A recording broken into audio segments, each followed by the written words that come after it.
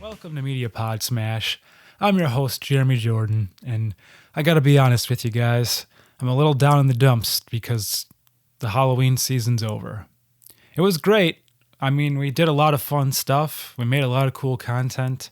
I got to hand out candy this year in a 34-degree snowy weather, and I ate a lot of candy. But it's always just a little bit of a bummer when it ends because the wait is just so long until the next one. And sure, the holidays are great afterwards, like Thanksgiving and Christmas. But the long, dark approaches, we lose our sleep, and it gets a little rocky. But you know what? I refuse. I refuse to let it end. I'm going to do the Halloween Hangover segment right now.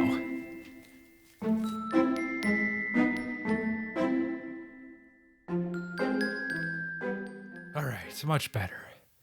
So, first of all, we'll start out with two great Halloween items that just didn't make the cut for some reason in any of my other videos. So this first item is a Mars Attacks cup from Spirit Halloween.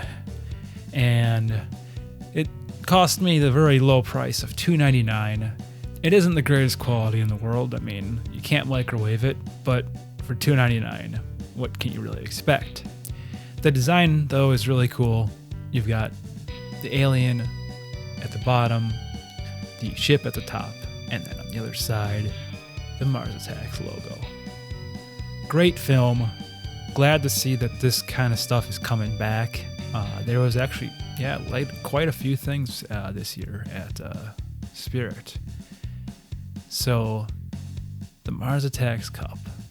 Good on them. Next. This item I saw on one of the end caps at Walmart this year. It was the Stephen King collection. 8 films. And I think this collection already existed. It looked a little something like this, The King of Horror. It's got a lot of great films in it. And what Walmart did was they put a glow-in-the-dark slip cover over the top to celebrate the holiday and to get suckers like me to buy a set, with the only bonus being this thing. But I mean, this thing, it's enough, actually. For me, like, I probably, if I was gonna shop and like just saw this on an end cap, I might have just picked it up anyways. But knowing that, like, I can look back on this thing and be like, oh yes, I remember that year, that season. That was a fun season. And it's a cool design, I guess. Really, what more justification do I have to give? So that's 2 great Halloween items that just didn't make the cut for whatever reason in other previous videos. I should have shortened this segment name. All right, here they are, one last time. Okay, and finally, before we go out this season, we will do a few polls from the Cauldron of Conversation. And I'm so glad I didn't have to use any powers to summon this thing because I'm getting a little tired.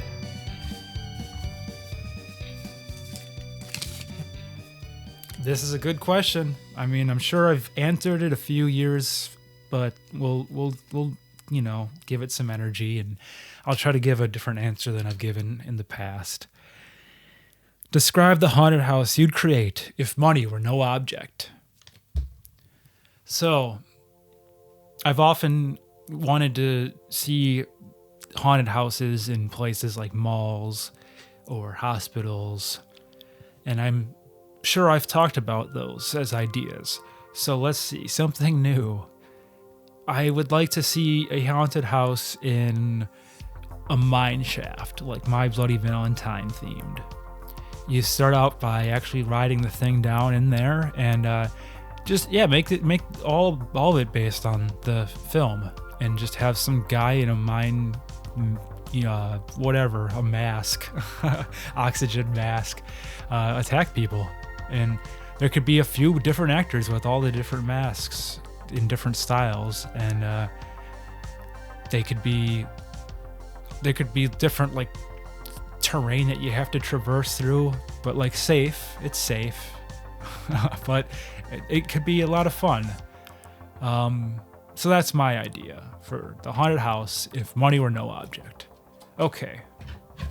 Oh, and everyone sings a Harry Warden folk song at the end when you make it out. Okay. We did this one on the special. We'll skip that. Okay. Well, we did this on the special too, but I'll add something to this because I thought of it after we were done recording, and I'm like, of course. So the question is, what's the scariest gaming moment you've ever had? And we talked a lot about Silent Hill during the episode, but I would like to mention I've also had a lot of like, holy shit, I'm gonna shit my pants moments while I was playing The Forest. If you're into like getting spooked and you like survival horror, I don't think you can go too wrong with The Forest. And Sons of the Forest, which just came out recently and has been patched many, many times since its release. And even when it began, I was really enjoying it. So I'm curious to see what they've done to it since. Anyways, one more pull of the cauldron.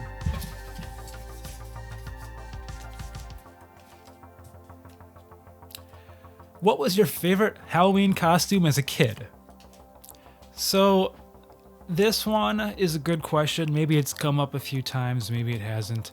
I was a robot one year, and I actually won a costume contest when I was in elementary school.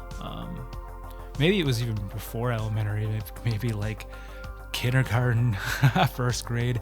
But I know it was back when I was, must have been in private school still. So anyways, I was a robot. It was awesome. Won a contest. As an adult, I didn't really get too into dressing up, sadly. I was kind of a stick in the mud when I was in college, and I dress up a lot more now, actually. But one year, I did go to a college house party as a 80s drug dealer, and I'm pretty proud of that costume. I wore like just some really bright, like Miami Vice style colors and a white blazer, and I put like a bunch of white powder all over the shirt, and I had a tiny phone. Yeah, it was a good time. Great costumes, great questions all around, and that's the end of Halloween, sadly. So let's get back into normal mode and let's open stuff. So we're gonna open some stuff, and yes, this is different from Jeremy's junk. So for those of you keeping track at home, this is a new segment. Today we're gonna be opening Hot Wheels mystery models. And I've never really been too big of a car guy. I think they're interesting. I like the look of them, but I guess I've just never really been all that interested in that. Besides that, I guess. So the first car is, well, let's hope it says what it is, because I don't know what it is. It's it says La Fasta. I don't know what that is, again, but it looks cool. And here's a close-up. We'll get a better image of this, don't worry. I think that's a lot of people's gripes with some of my older food videos and other reviews. Things are too far away. All right. Next, let's open this one here. Ooh, I like the look of this one. This is Fangster. It has fangs in the front and a tail. It's like a gator. It's really pretty cool model here. I would definitely be intimidated if this thing was riding my ass. And lastly, and I should mention, this is Series 2, and it comes with a Hot Wheels sticker with each one. Unfortunately, it doesn't seem like there's any indication along with these of like how many are in each series or what the Chase series figures are. So I'll have to look that up online later. Here we go. Last one.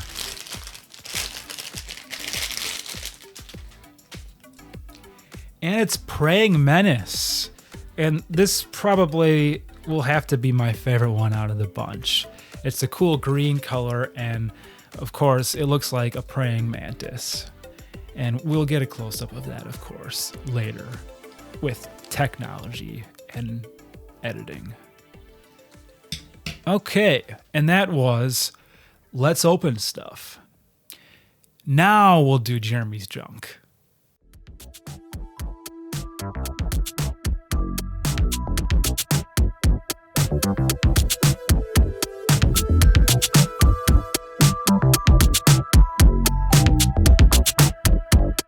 On today's episode, I'm going to embrace the next set of holidays. I picked this piece up actually a few months back, and I just opened it. I pre-opened it so I wouldn't make too much noise. It's National Lampoon's Christmas Vacation, Blockbuster Rewind, Clark Griswold. So this is a really cool series that Funko did, and they have a few movies that are really neat. I think from what I can remember, there was Jurassic Park, there was this one, there was other cool ones. Let's maybe list them on the screen with magic if I can look them up. And there's a Chase fig in here. I don't know what it looks like. It has the silhouette with the question mark, so that's all I know. So let's bust it open. And of course, it's got, VHS case. I don't know if I mentioned that. So here is the Clark Griswold figure. And I don't think it was the Chase. But maybe it is, because my drinking glass is translucent and the one on the back is blue. So maybe my moose mug is the Chase. So we'll have to look that up. But here's my Clark Griswold. You get the figure, and then you get a Blockbuster card with the Clark Griswold name on it. I think that's pretty cool. Yeah, nice job. Way to tap into the nostalgia once again, Funko. Now let's move on. And we're back. And boy, we've had a lot of fun tonight. We got to open some stuff. We got to send the season off with a bang. And now I think we should end the show by getting a little serious. And I'll give you a little motivational riff here, hopefully. Hopefully it'll motivate you. Because it's been a while. So why don't you come in a little closer? All right, that's enough. Stop. And we'll talk. I'd like to tell you a little story. It started way back in 2009. I was a bright-eyed young kid, and I was making my way in the world. I had just graduated, and I was going to make films.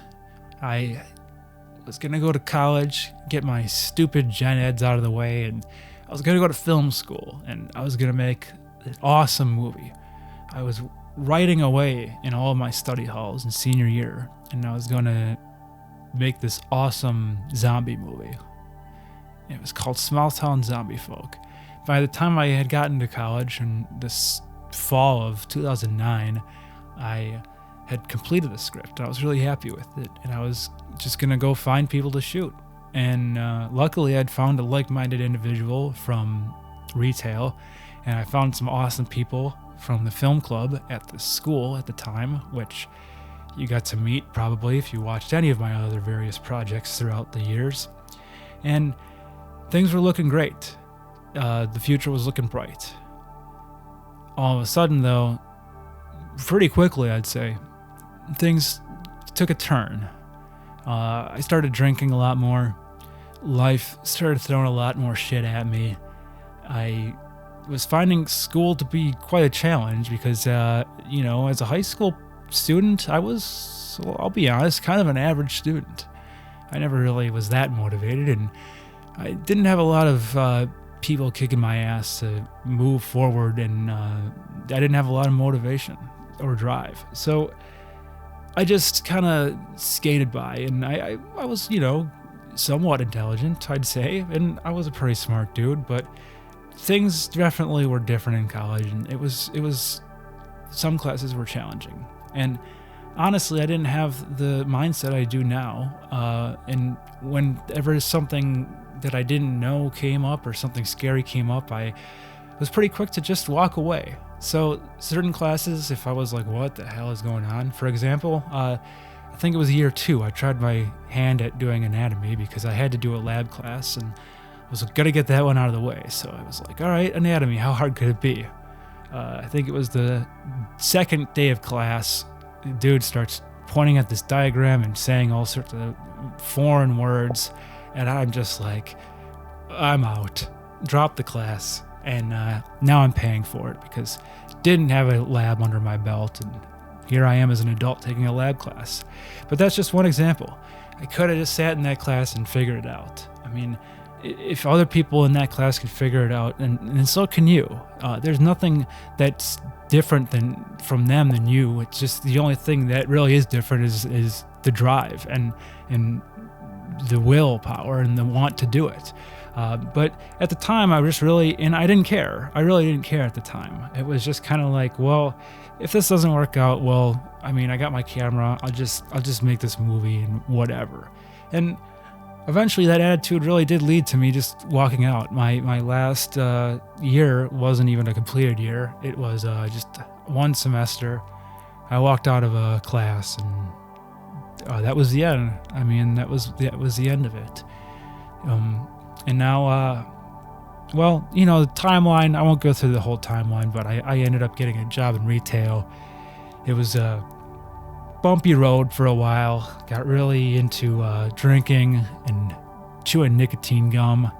And it was like that for years. I just kind of gave up on a lot of stuff, and creatively, I didn't do a lot. There was a lot of Media Pod Smash early episodes and some fun rants about retail, so it wasn't all bad, but I just knew, like, man, there it goes. Like, there goes the experience, and I felt like that was it. That was the shot. And now what?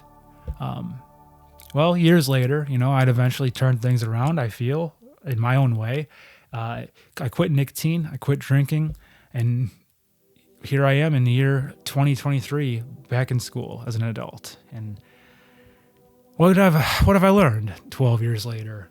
I just have a whole long list that probably would go a lot longer than this episode. So here's some key points. Resilience. I just learned a lot about resilience, not only from facing the challenges of going back, but having lived a life now after quitting for years and coming back, facing different adversity through life. Now having that in my back pocket, it's like I can look at things like if I get a bad score. This is a perfect example. This is a real life example. I got a score on a test early on, and I was kind of humbled, and I realized, I have to relearn to be a student again, and but using the power I have more to like dig in from. Like it didn't bug me. Like if it was my past self, I probably would have let that crumble me and just maybe even been like, well, screw this class. But now it's like, well, a lot of different things come with being an adult too. I mean, the money is a big thing too. That's kind of a big motivator. But resilience is truly a motivating factor here, because it's just pushing forward anyways, just in getting over it. It's like having a short memory. I don't want to compare myself to an athlete, but it's like an athlete mindset of next week, we got to go into next week's game and just pretend that last week didn't happen if we lost. If you dwell on it too long, then you get in your own head and it can destroy you. So resilience is a big key takeaway here. Knowing that it's never too late. You know, as long as there's breath in your lungs, as a lot of motivational people like to say, it's never too late. Last takeaway is you could do a lot of great things. Human beings, there's an enormous power within us. And when the going gets rough, we just have to pause for a moment and look back on past achievements and think about our support system and just dig in deep and know, like, you can do it and it's going to be okay. And if me at the ripe old age of 32 with all my back pain and tiredness can go back to college, then there's a lot of possibilities for you. MediaPod smash off.